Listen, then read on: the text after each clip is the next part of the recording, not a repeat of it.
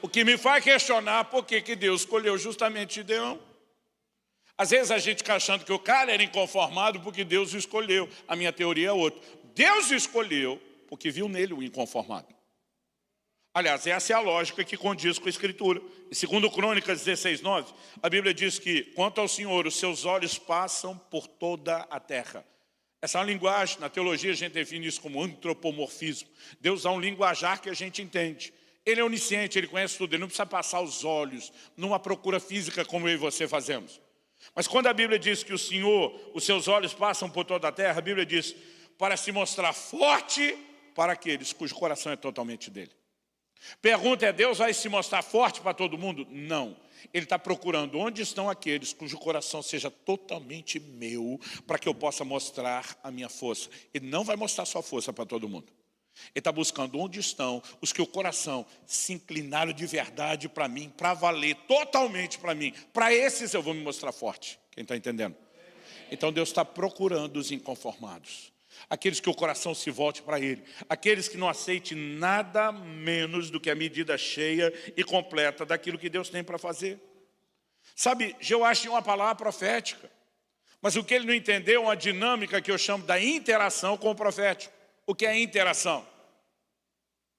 Abraão recebeu de Deus uma palavra: em ti serão benditas todas as famílias da terra. Não era uma palavra qualquer, gente. Paulo, escrevendo aos Gálatas, diz que Deus pré-anunciou o evangelho a Abraão.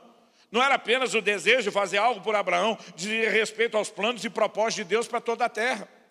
Mas em Gênesis 18:19 você vai ler Deus falando sobre Abraão: porque eu o escolhi. Para quê? Indicativo de propósito. Para que ele ordene a sua casa, os seus filhos depois dele, a fim de que guardem o caminho do Senhor, pratiquem a justiça e o juízo, a fim de que o Senhor faça vir sobre Abraão o que tem falado a seu respeito. Mas pera, o Senhor não prometeu? Prometi.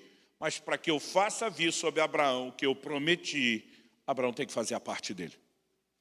O que é que Deus está dizendo? Que a necessidade de interação com o profético. Primeira carta de Paulo a Timóteo, capítulo 1, verso 18. Paulo diz ao seu discípulo: de acordo com as profecias que foram ditas a teu respeito, combate, firmado nelas, o bom combate. O que ele está dizendo? Deus te deu uma palavra, luta por isso. Cai para cima, interage, participa. Eu tenho visto crente que passa uma vida inteira sentada assim: Deus falou, vai acontecer. Nem todo tipo de promessa terá cumprimento automático. Algumas delas vão requerer interação, e a interação tem muito mais a ver com a atitude correta do que qualquer outra coisa que você imagine. Então nós precisamos entender, em primeiro lugar, o poder que a atitude tem. Enquanto o conformismo limita a gente, como Jeoás, que tinha uma palavra profética para experimentar algo maior, que era vencer o inimigo até acabar com a raça deles, até aniquilá-los. Depois tem que ouvir o homem de Deus dizendo: agora só vai vencer 3 vezes. Enquanto o conformismo limita, o inconformismo, por sua vez, tende a remover os limites. Então, se em primeiro lugar eu destaquei o poder de uma atitude, segundo, eu quero te encorajar: não aceite nada menos do que aquilo que lhe foi prometido. Deus prometeu porque quis, nenhum de nós coagiu ele a prometer nada. E se ele fez a promessa, ele tomou essa decisão por algum bom motivo, porque muitas vezes nem eu e você entendemos os motivos. E muitas vezes, quando Deus, lá no início, me chamou para o ministério, começava a falar as coisas que ele ia fazer na minha vida, e através de mim eu dizia para ele: onde é que o senhor estava com a cabeça quando me chamou para o ministério? Porque eu não conseguia ver o que ele via. Eu não conseguia ver a capacidade de eu poder ser aquilo que ele falava que eu seria. Mas algo que eu já aprendi há muito tempo: se ele falou e prometeu, se ele quis, ele tem alguma boa razão, que ele não precisa explicar, ele só precisa que eu e você acreditemos. Então nós não podemos aceitar nada menos do que o que foi prometido. E tem muita gente que não é que ele não crê, mas ele está crendo para algo menor. Eu até creio que Deus pode me abençoar, só não precisa ser tudo isso. Eu até creio que Deus pode me usar, só não precisa ser tudo isso. Eu até creio, mas o tempo todo diminuindo, em vez de se posicionar para lutar pela medida cheia, pela medida completa. O que Joás fez, na minha opinião, foi ganhar tempo. Porque aquela guerra contra os sírios era geracional, já vinha da geração dos seus pais, anteriores a ele. Mas ele tinha o poder de interromper, de resolver aquilo em definitivo.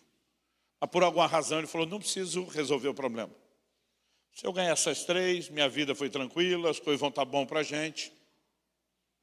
Está sossegado. Eu posso parar por aqui. Eu tenho visto muita gente definir seus destinos ministeriais procurando aquilo que é mais confortável. Eu tenho visto muita gente limitar o que Deus tem, porque simplesmente diz, não quero ter muito trabalho. Mas o que deveria existir dentro de mim e dentro de você, um grito, estilo de Gideão. Eu quero a medida cheia. Cadê aquele negócio que outros já viveram, que contaram para nós, que inspiraram, que mostraram para nós que é possível ser vivido?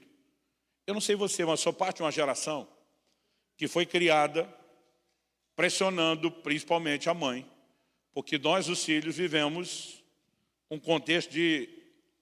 É mais bonito falar escassez, né? Não gosto da palavra pobreza. Vivemos um contexto de escassez. Eu lembro que refrigerante se aparecia em casa. Se aparecesse em casa quando tinha dinheiro, era na refeição de domingo. A gente tinha o que chamava da garrafa, que era a família, que era de 1 litro. Hoje tem gente que bebe 1 litro sozinho. Naquela época, 1 litro era para a família toda.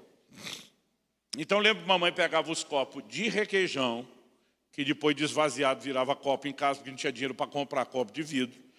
E ela colocava lá os copos. Eu e meus irmãos, nós somos em 3, o Paulo que falou aqui é o mais novo, o caçula, eu sou do meio, temos o mais velho, o Adriano.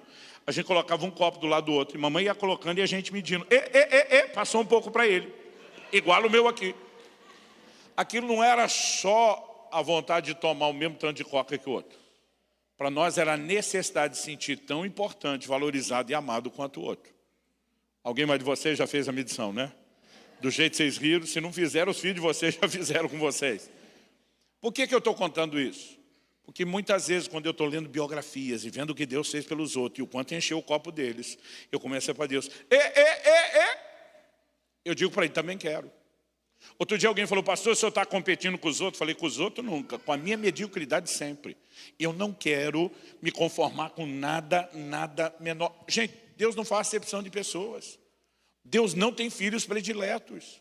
Eu não aceito essa ideia de Deus ter filho predileto, a menos que seja eu. Aí eu posso abrir uma exceção.